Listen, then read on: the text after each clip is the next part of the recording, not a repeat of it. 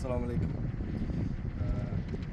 Baxmal tumani Bunyodkor MFI hududida 1014-kontirda Xalq banki hamkorligida bir kontir bir mahsulot tamoyili asosida loviya ekish ishlari amalga oshirilgan. Ushbu kontirda 13,5 gektar yer maydoni tanlab olingan bo'lib, 23 ta dehqon xo'jaligi berkitilgan. Ushbu kontirda Bunyodkor dehqoni qishloq xo'jaligi kooperativ tashkil qilingan bo'lib, 23 ta dehqon xo'jaliklari ushbu kooperatsiyaga biriktirilgan.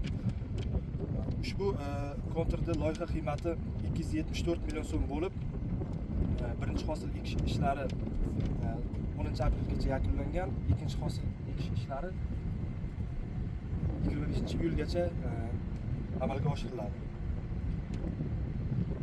Bir yil egasiga 50 sotiqdan 80 sotiqgacha bo'lgan yerlar to'g'ri kelish ko'zda tutilgan bo'lib, ushbu yerlarda 27 million so'mdan 43 million so'mgacha birinchi hosilda daromad olish ko'zda tutilgan.